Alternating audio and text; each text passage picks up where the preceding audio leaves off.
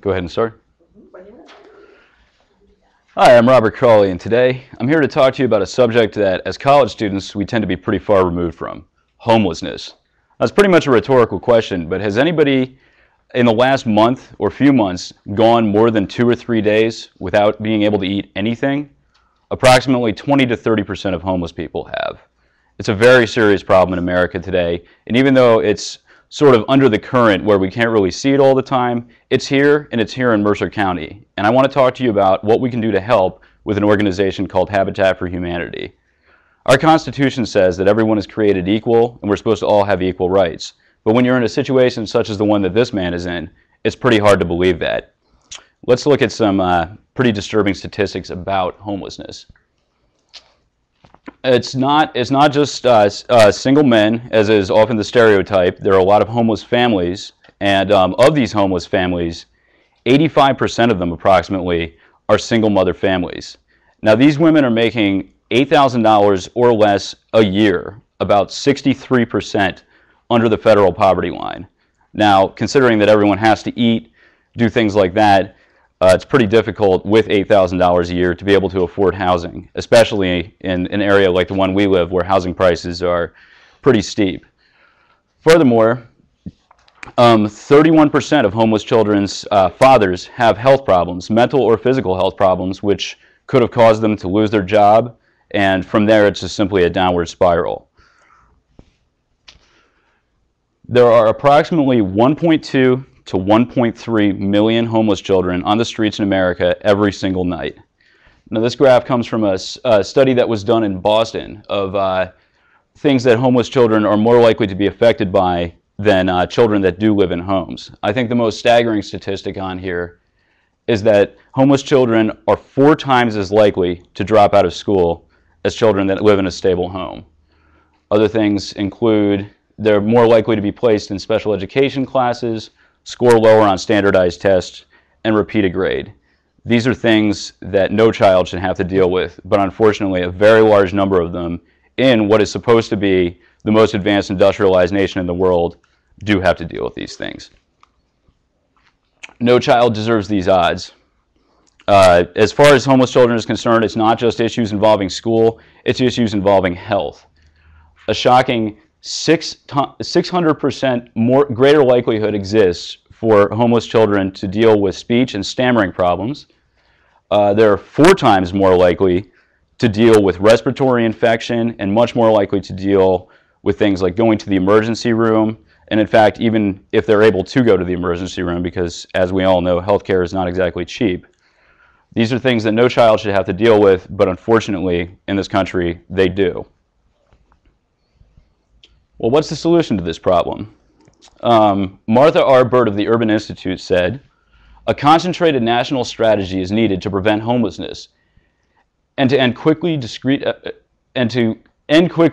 episodes of homelessness if they become inevitable. The strategy must include new housing resources as well as community building strategies."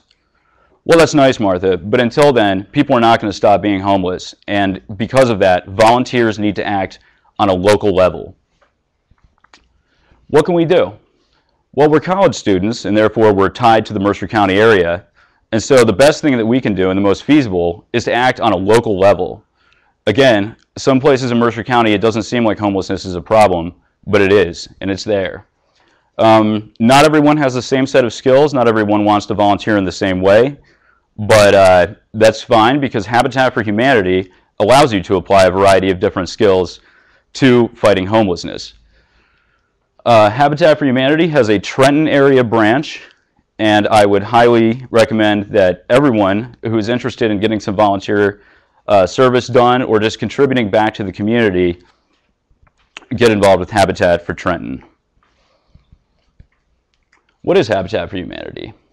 Well, Habitat for Humanity is dedicated to providing reasonable shelter for people that are facing homeless situations.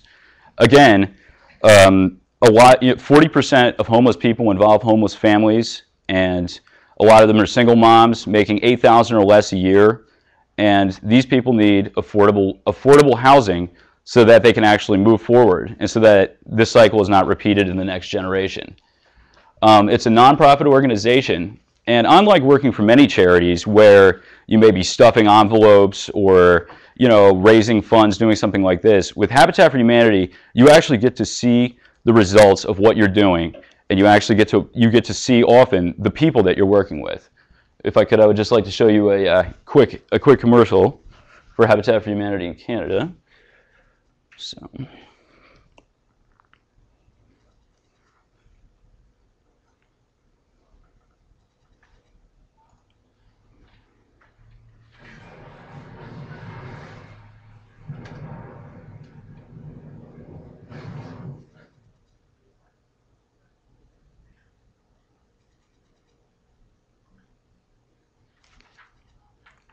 I thought that was pretty demonstrative. Again, there are a lot of people dealing with very serious problems, not just in Canada, obviously, but in the U.S. and elsewhere in the world. Habitat is an international organization that addresses these issues, and we can help. As the Trenton area Habitat of Humanity said, housing is impossible for many areas and for many families living in our area. It's hard to believe, considering that, for instance, in Princeton, the annual average income is something about $100,000 a year, but then again, that drives the average house price way up, and people are having very, very hard times affording it. If you look at some of these things, $18,000 a year is the average annual income in Trenton, East Trenton, and about 70% of it, residents in East Trenton are of low income. We're in a position to help, and we need to help. What types of work are available? Well, construction assistance. I've been doing this on and off since high school. You can do things with after-school learning, distributing food, things like that. A lot of Rider University faculty and students have already gotten involved. But what's the best thing about it? Well, of course, any volunteer work looks good on your resume. You get to see the results of your labor immediately.